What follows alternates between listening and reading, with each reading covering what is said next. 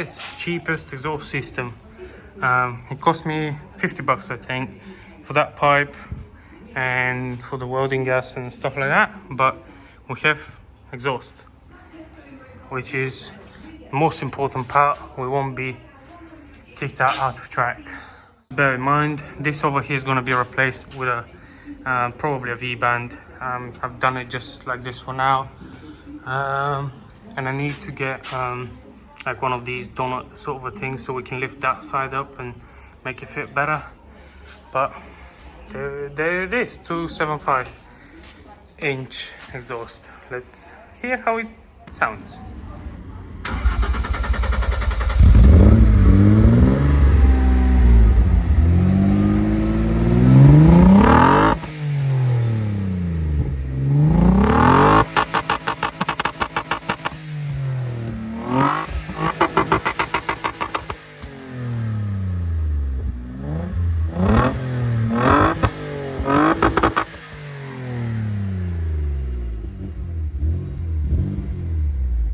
It's time for the water pump.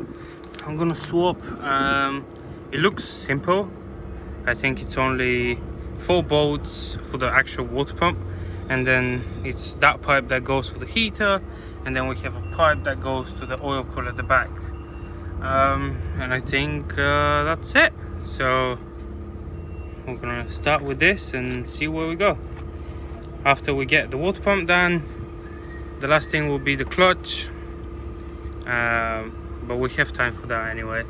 We can do the first drift day with the clutch that it is inside at the moment, and then we'll see what we do. I still need to build the front end and put the bumpers on and blah blah blah blah, but let's get the water pump done, because I want to leave the car running for a little bit, and without the water pump we will overheat it. But yeah, we need to tune it because it's running super rich right now. You can see all the black smoke from the exhaust coming out. But yeah, let's get on it. So cover pops out. Luckily it's 45 degrees outside, and the plastics are nice and soft so they don't crack. We have an Allen key over there, 10mm. Allen key on the top. It looks like a 7. One over there, this is gonna be the worst one, I think. That one over there, but after I take the pulley, I think I can get to there quite easily. And there's one underneath right down there, and one at the back over here. It should be quite easy to remove. Thermostat needs to pop out. So yeah, let's get some tools. Pulley is off. See, it's leaking from the hole made from factory, to show you that the seals are gone.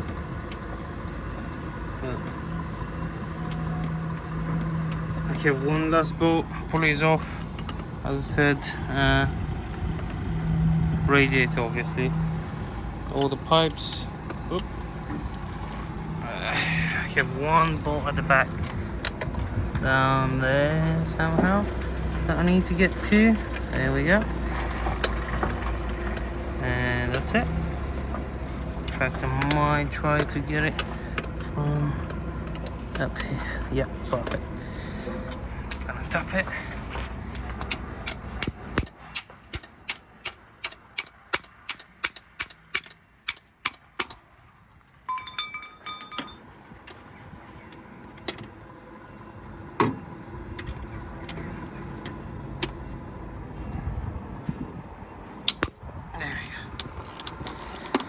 Last bolt, and you can see it's already wiggly. I'm gonna remove this, the 2 10mm at the back, and then the whole pump should remove from there. New one on, and job's a good one. There it is, it's off. This is the pot for the head. I'm gonna clean that with a little bit of sandpaper, same as the pipe that goes to the heat exchanger at the back for the oil cooler. Clean up everything that I can over here, and reassemble with a new pump in place. Should be quite simple. So since the pulley for the water pump is off, I have given it a clean, and I'm gonna send it to a nearby sort of a powder coating place. Yep. I'm just gonna powder coat it nicely so it doesn't rust, and you know, I can add to the rebuild sort of a you know, the maintenance book of the car. So there we go, nicely powder coated. Perfect. Leave that dry, bake, and we're gonna put it on there. So as you can see, we have advanced from powder coating on a stone to powder coating directly on the car. Mint. So yeah, all this is done. 2 hoses, the sensors. I need to run some block off thingies, because this water pump is made for a couple models, so it has 3 hoses instead of you know, just 1 or 2.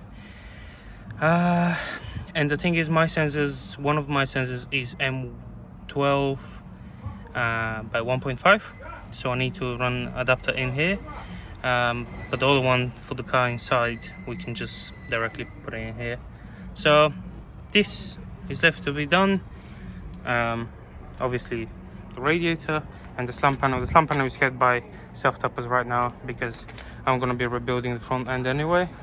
So I'm going to put the radiator, I'm going to run a zip tie down the bottom on the, you know, on the crank cable, so it doesn't, you know, drag on the ground and stuff like that. But yeah, we're getting stuff done, which is good.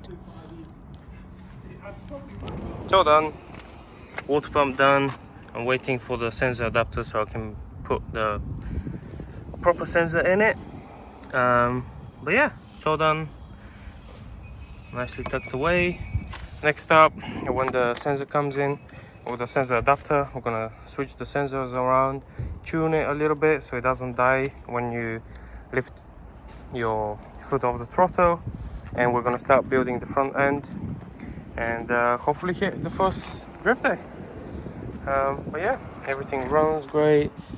As you heard, it revs pretty nicely.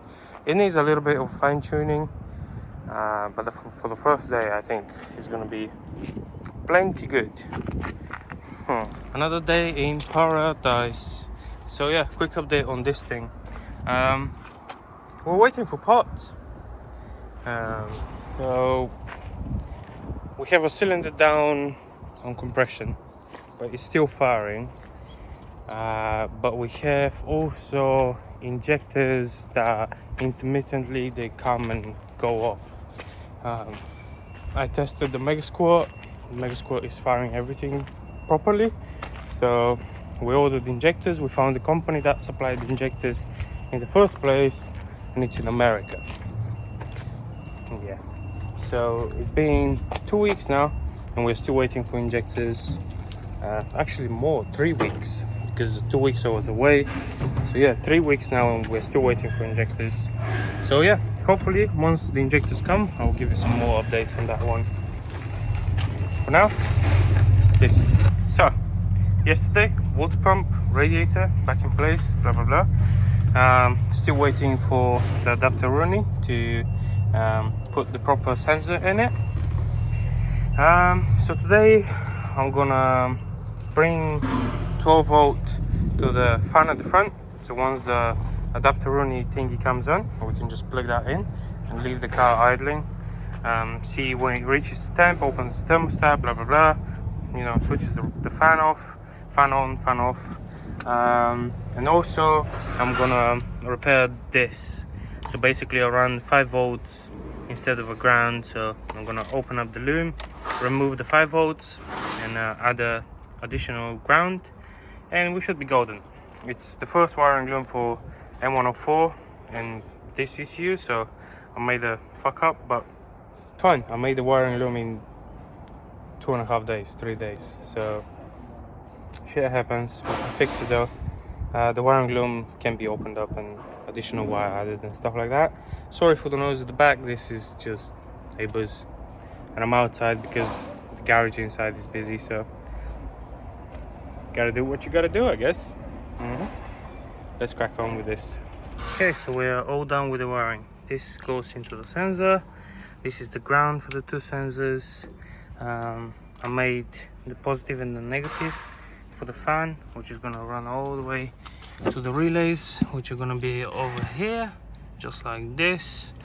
And then we have a ground for the fan as well, which is this thing. I didn't have an eyelet, so what I did, peeled the wire back, made an eyelet around the bolt, and then soldered it, and now it's solid. It's not ideal, but it will do the job. We can put it over here where the ground for the battery is, and if it makes me a problem, if it gives me problems, we'll just change it. That's the temperature sensor for the air. I'm gonna plug that in now, and then I can start looking for pipes to make a intake sort of a thingy. But yeah, it's going well so far. Knock on Bowser. It's going well. I can put that there. So I need 10mm, 30mm, and then we are kind of done. Yep. On to the front end now. This is the piece for the front. It's gonna be welded like this. So, and then we're gonna add the foot so we can lift the car up with the front. I think it's gonna be sweet. Yep, let's burn it in.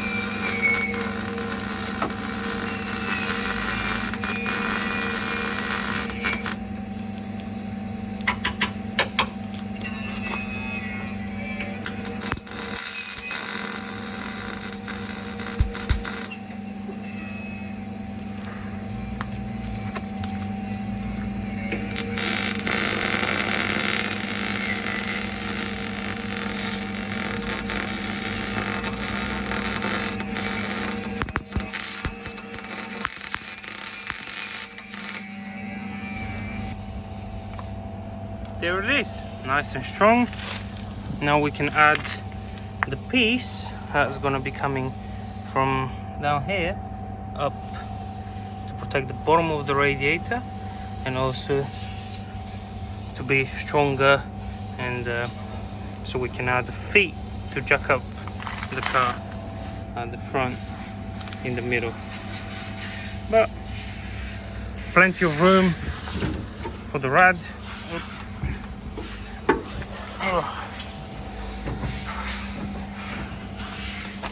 As you can see, there's a lot of room for the rod to take impact, like, well, to be protected from an impact. So yeah, sweet. I have to put the beauty covers back on it. Most of the bus bar is welded. You've added the jacking point thingy, and I think it's pretty good. I think I'm just gonna brace it from here so it doesn't bend up, and that's it. Not too shabby. Radiator is crooked. The thing is straight, but the radiator is crooked because of the drain. Here's a drain over here which is touching on the thing. I need to drill a bigger hole at some point. Not now, at some point. So there it is. So it's fully enclosed now. There's no moisture and stuff like that going in.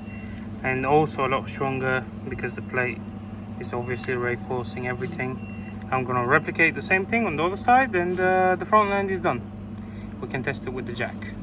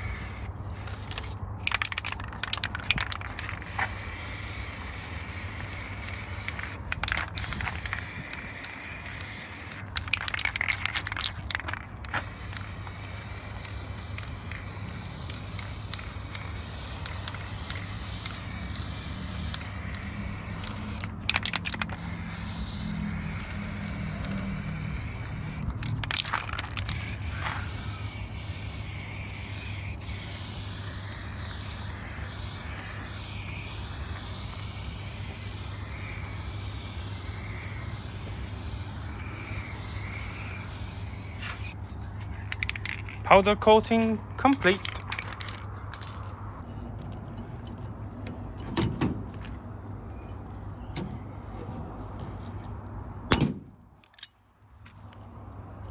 There we go. Lovely. What do you think? Yes or no? Come on. I mean, too late anyway. Yep, hood vent.